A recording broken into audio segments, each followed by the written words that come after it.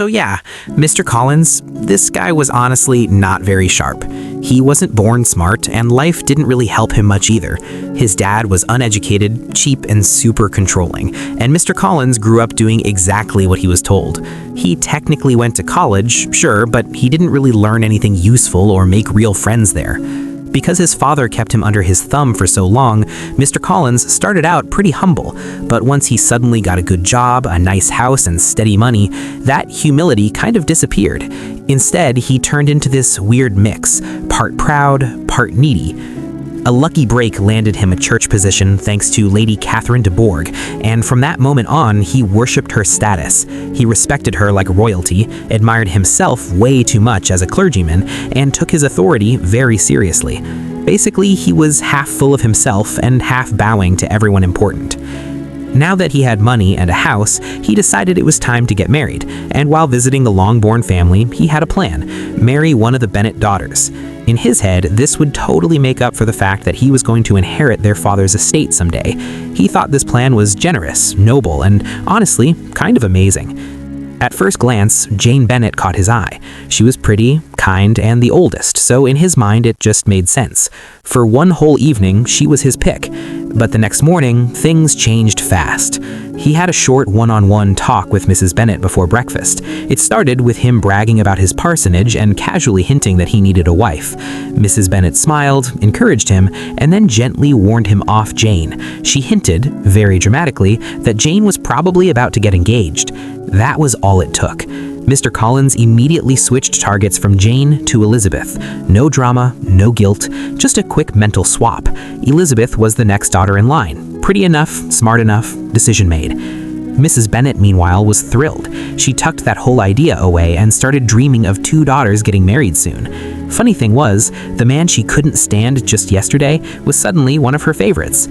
Later that day, Lydia wanted to walk to Meryton. All the sisters, except Mary, agreed to go. Mr. Collins was asked to join them, mostly because Mr. Bennet desperately wanted him out of the house. Mr. Bennet had followed him into the library after breakfast and talked non-stop about his house and garden.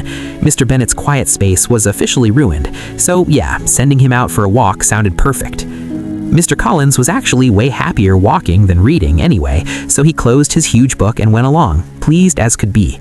On the way, Mr. Collins kept talking. Big words, empty compliments, the usual. The girls nodded politely until they reached Meryton. Then the younger sisters totally tuned him out. Their eyes were glued to the street, hunting for officers. Only a super cute bonnet or a new dress in a shop window could distract them. Suddenly, everyone noticed a young man they'd never seen before. He looked sharp, clean, confident, very much a gentleman. He was walking with an officer named Mr. Denny, who bowed to them as they passed. The girls were instantly curious. Kitty and Lydia crossed the street pretending they wanted to shop. Perfect timing, because the 2 men turned back and met them.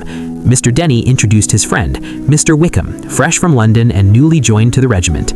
And wow, this guy had it all. Handsome face, great build, easy smile, smooth talk. Put him in a uniform and he was basically irresistible. He spoke easily, politely, and without acting superior. Everyone was enjoying the conversation when suddenly, horses. Darcy and Bingley rode into view. They recognized the ladies and came over. Bingley did most of the talking, clearly focused on Jane, saying he was heading to Longbourn just to check on her. Darcy nodded along, and then froze. He saw Wickham. Elizabeth noticed instantly. Darcy went pale. Wickham flushed red. Wickham tipped his hat. Darcy barely returned the gesture. Awkward didn't even cover it. Something was definitely going on. A moment later, Bingley and Darcy rode off like nothing happened. Mr. Denny and Wickham walked the girls to Mrs. Phillips' house. Lydia begged them to come in. Mrs. Phillips even shouted the invite from the window, but the men politely refused. Inside, Mrs. Phillips welcomed her nieces warmly and was buzzing with excitement, especially about the mysterious Mr. Wickham. She promised to invite him over for dinner the next evening if the Longbourn family came too. There'd be games, noise, and hot supper. Everyone loved the idea. On the way home, Elizabeth told Jane about the strange moment between Darcy and Wickham. Jane tried to explain it, but honestly, she was just as confused. Back at Longbourn, Mr. Collins couldn't stop praising Mrs. Phillips. He told Mrs. Bennet that aside from Lady Catherine and her daughter, he'd never met a woman so elegant and polite. The fact that she invited him, without even knowing him, completely blew his mind. And yeah, Mr. Collins was feeling very important again.